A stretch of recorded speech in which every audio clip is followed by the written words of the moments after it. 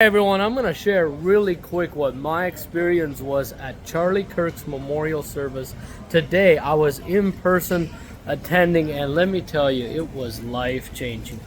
As many of you might know, some of you are new, you won't. I was at the Glory Dome in Abuja, Nigeria just a couple weeks ago, 100,000 seat church, and that was life-changing. But this memorial service did something to me. It was more life-changing. The hunger of people that showed up, the hunger in America. The service was 5 hours long. In America, people can barely go more than an hour without eating. They were there for 5 hours, and there was just people sharing about Charlie Kirk's life. There was worship, a bunch of phenomenal Christian artists, and what was the most mind-boggling is I heard the gospel more from the politicians, people that are not preachers. There was only one pastor that shared. He did a salvation altar call, and just seeing thousands of people come to Christ was incredible. But there was only one pastor, and many other people shared, and they preached the gospel a lot more than most pastors in America preach on a Sunday morning. I'm just gonna say that it was incredible. America has been awakened with the gospel. Elon Musk came for the first time to his first ever worship service in honor of Charlie Kirk. His death as a sacrifice went down into the ground as a seed, and now as a result, we are seeing revival. I mean, almost everybody quoted scriptures.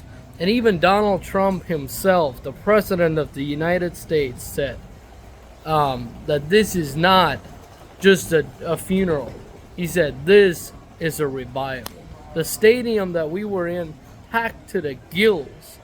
It seats about 70,000 people, and then overflow was about 30,000. And it was packed. We were there. We got there at 5:30 in the morning. And I had a previous video showing the crowd. It was massive. It was so massive that they could hardly control the crowd. It was crazy. There was probably a couple 100,000 people there, but because of all the chaos and everything, the arena where the main arena was packed out. But then many of them went home because it was hot. But we had I mean, everything was crazy because the favor of God literally put clouds over everybody. Because even with the clouds, people were dropping in the middle of the crowd because of the heat. I mean, the medics, the fire department, the police, they were all busy taking care of people, and it was wild. So the overflow arena wasn't quite full, but it should have been full. But many people, because they're Americans, they gave up before they got there and they just went home. But we flew in from Minnesota, and I wasn't gonna turn around. I'm like, if I have to stand out in the sun all day, I'll do it. I didn't fly all this way and drive just to give up. And I was glad we pressed on through, and we were able to get seats at 10:04. We got seats up in the balcony behind the stage, so we couldn't see directly in front. But I was glad I was in that arena because it's just different. You can watch online, you can do whatever, but it felt different. You could feel the presence of God. I mean, people went wild. They were, every time the name of Jesus, like Jesus Christ, was mentioned, the whole building applauded. Like it was wild. It really showed you that America is in revival. America has waken up. Like Tucker Carlson, J.D. Vance said, because you used to never hear him talk about the gospel. He said he doesn't talk about his faith a lot, but he said in the past 2 weeks, because of what Charlie Kirk did, the boldness he had, he shared his faith boldly in public more in the last 2 weeks than he did in his entire lifetime.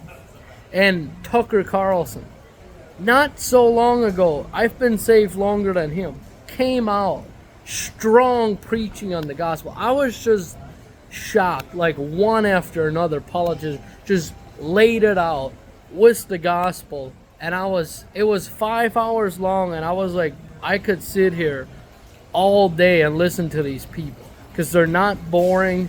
It was eye opening. It really changed me, because even though we have President Trump in office, it to see all our leaders share the gospel and show where they're at in their faith, it just did something to me. And it's because of what Charlie Kirk did. His bold, courageous faith brought so many people together. It brought pastors together. It brought political leaders together to unite and stand up for the gospel. So it was incredible.